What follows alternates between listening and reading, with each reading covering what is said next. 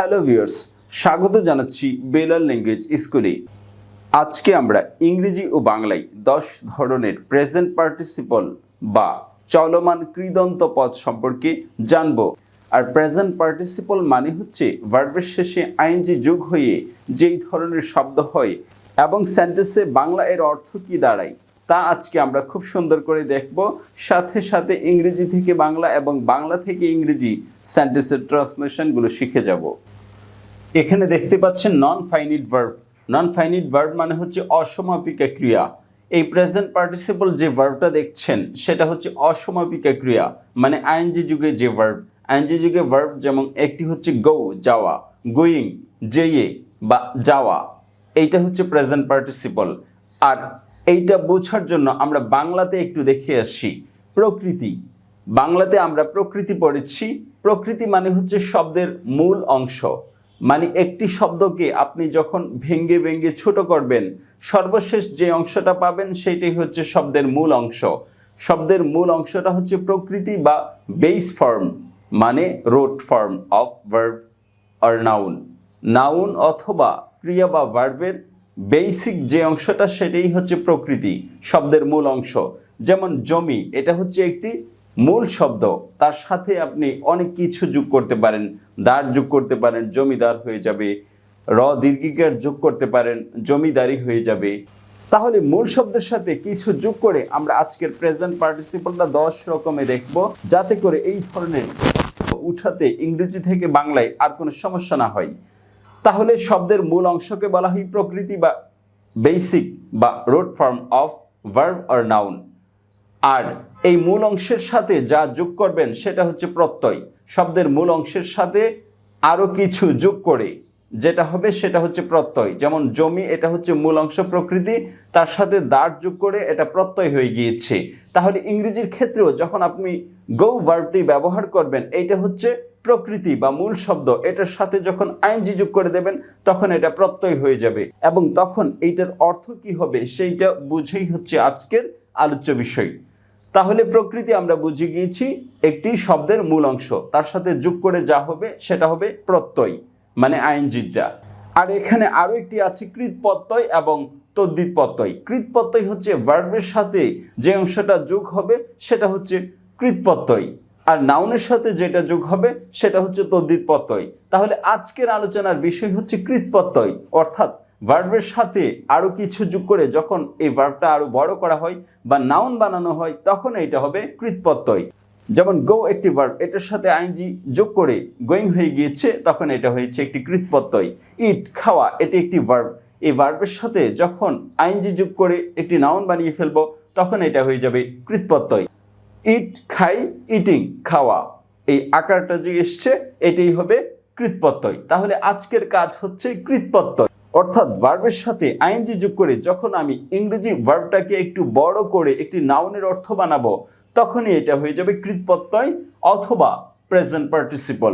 আজকের আলোচনার বিষয় হচ্ছে প্রেজেন্ট পার্টিসিপল 10 রকমে, আর এরপরে আলোচনা করব পাস্ট পার্টিসিপল 10 রকমে। তাহলে আজকে প্রেজেন্ট পার্টিসিপলটা বুঝতে পারলেই ইংরেজি অনেক কিছু জানা হয়ে যাবে, যেটা আমরা ইংরেজি বাক্য বা সেন্টেন্সের অর্থ উঠাতে গেলে বিপদে পড়ে যাই। তাহলে প্রেজেন্ট পার্টিসিপলটা আজকে আমরা খুব সহজেই শিখে যাব। শুরুতেই প্রেজেন্ট পার্টিসিপলের ইংরেজিতে একটা ডেফিনেশন দেখে নিচ্ছি। Present participle is a word that ends with I N G. Present participle হচ্ছে একটি ওয়ার্ড বা ভার্ব যেটার সাথে আইএনজি যোগ করে অন্য একটি শব্দ গঠন করা হয়। এটা হচ্ছে আমরা দেখতে যা বুঝি সেই রকম একটা ডেফিনেশন। আর এখানে দেখুন অন্যরকমে আরো বলা হয়েছে, present participle describe an action that is occurring. কোনো একটি কাজ ঘটছে সেই ক্ষেত্রে আমরা প্রেজেন্ট পার্টিসিপলটা ব্যবহার করব। তাহলে 10 রকমের প্রেজেন্ট পার্টিসিপল আমরা দেখে নিচ্ছি। আর প্রেজেন্ট পার্টিসিপল এখানে অর্থ বলে দিয়েছি চলমান কৃদন্ত পদ, অর্থাৎ একটা ক্রিয়া চলমান থাকবে এবং এটা অ্যাডজেক্টিভ বা এ জাতীয় একটি অর্থ দেবে। এখন সেন্টেন্সগুলো আমরা দেখে নিই এবং সাথে সাথে অর্থটা উঠিয়ে নিই এবং এইটা কিভাবে ব্যবহৃত হয়েছে তা পাশে লিখে আছে। প্রথম সেন্টেন্সটি দেখুন, আই এম ইটিং রাইস, আমি ভাত খাচ্ছি। তাহলে আই এম ইটিং রাইস এটা হচ্ছে প্রেজেন্ট কন্টিনিউয়াস টেন্স। এটা প্রেজেন্ট কন্টিনিউয়াসে ব্যবহার করতে পারেন, পাস্ট কন্টিনিউয়াসে ব্যবহার করতে পারেন, ফিউচার কন্টিনিউয়াসে ব্যবহার করতে পারেন। খাচ্ছি প্রেজেন্ট কন্টিনিউয়াস, খাচ্ছিলাম পাস্ট কন্টিনিউয়াস, খাইতে থাকবো ফিউচার কন্টিনিউয়াস। তাহলে এই ফরম্যাটটা আমরা সবাই জানি। চলমান হলে একটি ভার্ব আসবে এম ইজ আর, অতীতের হলে ওয়াজ ওয়্যার, ভবিষ্যতের হলে শ্যাল বি উইল বি, তার সাথে ভার্বটা আসবে আইএনজি সহ।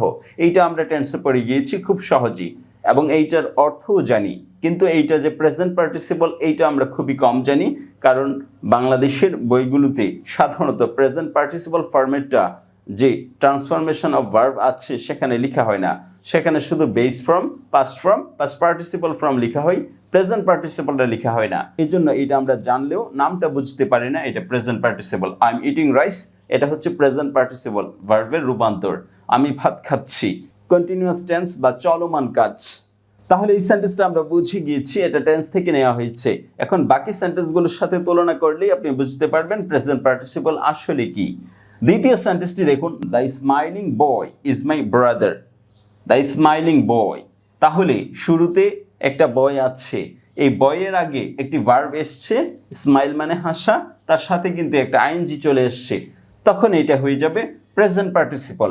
আর তখন এটার অর্থ হবে অ্যাডজেক্টিভের মতো বা দুষ্গুণের মতো। যখন আপনি একটি ভার্ব আইএনজি দিয়ে নাউন বানাবেন তখনই এটা প্রেজেন্ট পার্টিসিপল হয়ে যাবে এবং দুষ্গুণ বোঝাবে যদি নাউনের আগে বসে। তাহলে বয় একটি নাউন বা বিশেষ্য, তার আগে বসছে স্মাইলিং একটি ভার্ব, সাথে আইএনজি এসে এটা নিজে একটি অ্যাডজেক্টিভ হয়েছে, এজন্য এটা present participle of adjective. Adjective হয়ে একটি present participle. The smiling boy is my brother, হাসছে এমন লোকটি আমার ভাই।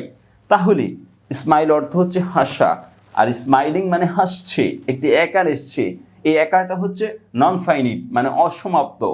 আর এমন এই শব্দটা যখন আপনি যোগ করবেন তখন এটা অ্যাডজেক্টিভের অর্থ চলে আসবে, হাসছে এমন, অথবা হাসা আকার দিলেও হয়ে যাবে, অথবা হাসছে শুধু একার দিলে হয়ে যাবে। কয়েকভাবে আপনি অর্থটা উঠাতে পারেন, হাসছে এমন, হাসা, অথবা হাস্যোজ্জ্বল, অথবা হাসছে, যেভাবে ইচ্ছে অর্থ উঠাতে পারেন, কিন্তু অ্যাডজেক্টিভের অর্থ দিতে হবে। Smiling boy is my brother, হাসছে এমন লোকটা আমার ভাই। আবার এরকম উঠানো যাবে না যে ছেলেটা হাসছে সেই ছেলেটা আমার ভাই, তখন কিন্তু আবার কমপ্লেক্স সেন্টেন্স ব্যবহার করতে হবে। এখানে কিন্তু সিম্পল সেন্টেন্স, এই পুরো অংশটা মিলে একটা সাবজেক্ট, এটা প্রেজেন্ট পার্টিসিপল নিয়ে এসে একটা সাবজেক্ট হয়ে গিয়েছে। আবার এইটাকে যখন আপনি একটা সেন্টেন্স বানিয়ে ফেলবেন তখন আবার কমপ্লেক্স সেন্টেন্সে উঠে যাবে, তখন আবার যেই ছেলেটা হাসছে সেই ছেলেটা আমার ভাই। এই স্মাইলিং এই শব্দটাকে একটা সেন্টেন্স বানিয়ে ফেলতে হবে।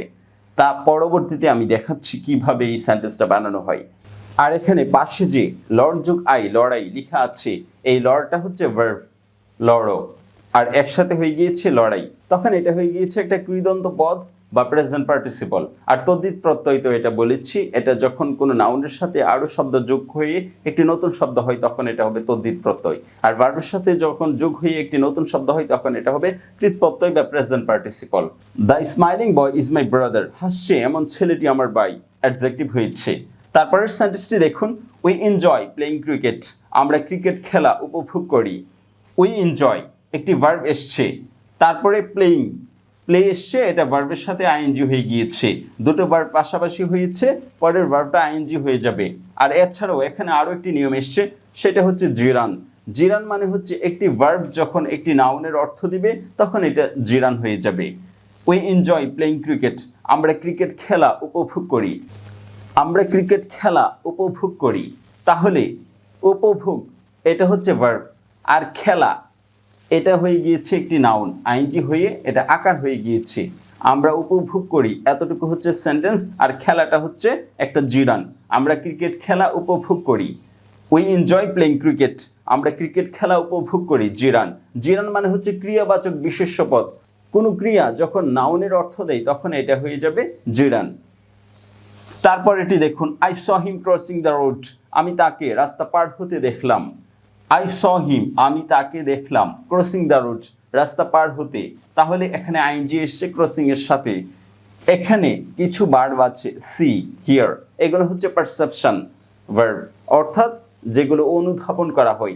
এই সমস্ত ভার্বের পরে যখন কোনো নাউন আসে তারপরে আবার একটি ভার্ব আসে তখন ওই ভার্বের সাথে আইএনজি হয়ে যায়, এটাই হয়েছে present participle. I saw him crossing the road, আমি তাকে রাস্তা পার হতে দেখলাম, তখন এই আইএনজির অর্থ হয়ে যাবে হতে, এটা আর তখন ভার্ব থাকবে না, একটি প্রেজেন্ট পার্টিসিপল হয়ে যাবে। আই স হিম এই সটা হচ্ছে মেইন ভার্ব, আর ক্রসিং এটা হচ্ছে present participle. I saw him crossing the road, আমি তাকে রাস্তা পার হতে দেখলাম। C here, perception of verb, কিছু ভার্বের পর আরেকটি ভার্ব আসলে আইএনজি হয়ে যায়। তারপরটা দেখুন, don't waste time watching TV, TV দেখে সময় নষ্ট করো না। ডোন্ট ওয়েস্ট টাইম, তাহলে ওয়েস্ট হচ্ছে এখানে ভার্ব, এইরকম কতগুলো ভার্ব আছে, তারপরে যদি আরেকটা ভার্ব আসে পরের ভার্বের সাথে আইএনজি হয় এবং অর্থটা হয়ে যায় নন ফাইনিট বা একার বা আকার এরকম দিয়ে কিছু, অথবা রস্বীকার দিয়েও আসতে পারে, একার আকার রস্বীকার। তাহলে এখানে দেখে এই একারটা হয়েছে এই আইএনজির অর্থ। তাহলে টিভি দেখে সময় নষ্ট করো না, এটা হচ্ছে মেইন ভার্ব, আর এটা হচ্ছে নন ফাইনিট হয়ে present participle. West, speed, catch, find, এই ভার্বগুলো, এই চারটা ভার্ব আছে, তারপরে আরো একটি ভার্ব যদি আসে তাহলে পরের ভার্বটার সাথে আইএনজি হয়ে প্রেজেন্ট পার্টিসিপলের অর্থ দেয়, তখন এর অর্থ আসতে পারে একার আকার অথবা রস্বীকার। এখানে এসছে একার। Don't waste time watching TV, TV দেখে সময় নষ্ট করো না বা টেলিভিশন দেখে সময় নষ্ট করো না। তারপরের সেন্টেন্সটি দেখুন, আই লেফট দ্য রুম লাফিং, আমি হাসতে হাসতে কক্ষ ত্যাগ করলাম। দুটি ভার্ব যদি থাকে পরের ভার্বটি আইএনজি হয়, তখন এর অর্থ হবে দুটো একার অথবা কোনো একটি শব্দের দ্বিত্ব হবে, হাসতে হাসতে, নাচতে নাচতে, কাঁদতে কাঁদতে, এইরকম। আই লেফট দ্য রুম লাফিং, আমি হাসতে হাসতে কক্ষ ত্যাগ করলাম। I left the room crying, আমি কাঁদতে কাঁদতে কক্ষ ত্যাগ করলাম। I came the room dancing, আমি নাচতে নাচতে কক্ষে আসলাম। এরকম হয়ে থাকলে আপনার এই প্রেজেন্ট পার্টিসিপল বা চলমান কৃদন্ত পদে ব্যবহার করবেন। তারপরের সেন্টেন্সটি দেখুন, এই সেন্টেন্সটি খুবই মজাদার, কারণ রাইটিং এর সময় এই সেন্টেন্সটি খুব বেশি ব্যবহার করা হয়। এই সেন্টেন্সটি ব্যবহার করা হয় আরো একটি সেন্টেন্স আছে ফার্স্ট পার্টিসিপলে, যেটা পরবর্তী ভিডিওতে দিব। তাহলে the boy singing is my friend, the boy singing, এখানে মূলত দুটো সেন্টেন্স ছিল, দুটো সেন্টেন্সকে একটি সেন্টেন্স বানানো হয়েছে, অর্থাৎ সরল বাক্য বানানো হয়েছে, কমপ্লেক্স বাক্যকে বা জটিল বাক্যকে সিম্পল সেন্টেন্স বানানো হয়েছে। The boy singing is my friend, গান গাইছে এমন ছেলেটি আমার ভাই। তাহলে গান গাইছে, দ্য বয় সিঙ্গিং, এই আইনজিযুক্ত ভার্বটি যখন একটি নাউনের পরে আসবে তখন আপনাকে বুঝে যেতে হবে এইটা একটা সেন্টেন্স ছিল কন্টিনিউয়াস টেন্স, এবং এই সেন্টেন্সটার ইজ বাদ দেওয়া হয়েছে এবং রিলেটিভ যে চিহ্নটা আছে সেটাও বাদ দেওয়া হয়েছে, হুইচ বা দ্যাট এরকম থাকলে এটা বাদ দেওয়া হয়েছে, সাথে ইজ আর এম এগুলো থাকলে এগুলো বাদ হয়ে যায়। তাহলে the boy singing is my friend, গান গাইছে এমন ছেলেটি আমার ভাই। অর্থ উঠানোর ক্ষেত্রেও কিন্তু আপনি সরল অর্থ উঠাবেন, কমপ্লেক্স বা জটিল বাক্যের মতো উঠানো যাবে না, অর্থাৎ দুটো বাক্যের অর্থ উঠানো যাবে না, একটি বাক্যের অর্থ উঠাতে হবে। কোন জায়গাটি ছোট হয়েছে তা আমি দেখাচ্ছি। The boy who is singing, who is singing, যে গাইছে, the boy who is singing, যে ছেলেটি গাইছে। তাহলে হু উঠে গিয়েছে, ইজ ছিল এটাও উঠে গিয়েছে, শুধু সিঙ্গিংটা রয়ে গিয়েছে। এইটাই হচ্ছে শর্ট করে ফেলবেন আপনি যে কোনো উপবাক্যকে। The boy singing is my friend, গান গাইছে এমন ছেলেটি আমার ভাই।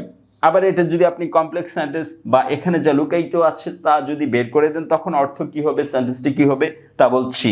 The boy who is singing is my friend, the boy who is singing, যেই ছেলেটি গান গাইছে, ইজ মাই ফ্রেন্ড, সেই ছেলেটি আমার ভাই।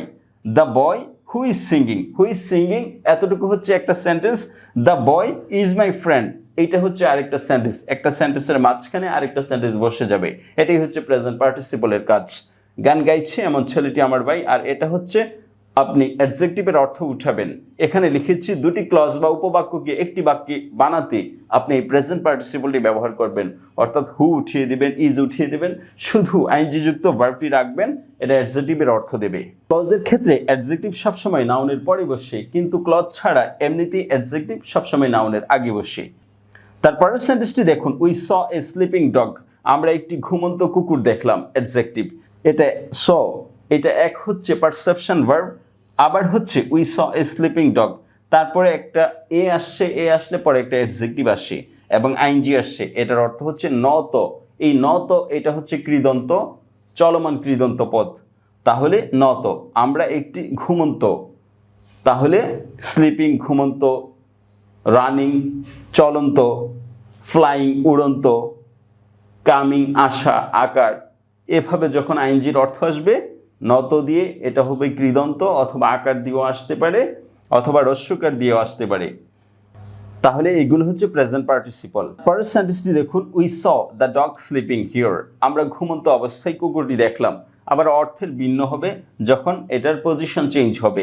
এখানে ছিল এ স্লিপিং, আর এখানে কিন্তু আবার এ নেই, তখন ঘুমন্ত অবস্থায় এরকম একটি অর্থ দিয়েছে। এইভাবে আমরা প্রেজেন্ট পার্টিসিপল বুঝে গিয়েছি। তার পরবর্তীতে আমরা পাস্ট পার্টিসিপলের নিয়মটি জানবো। এর মাধ্যমে আমরা জটিল জটিল ইংরেজি সেন্টেন্সগুলো খুব সহজেই বাংলা অনুবাদ করতে পারবো। তাহলে আজ এ পর্যন্তই থাক, দেখা হবে পরবর্তীতে অন্য কোনো ভিডিওতে। ভালো থাকবেন। আসসালামু আলাইকুম।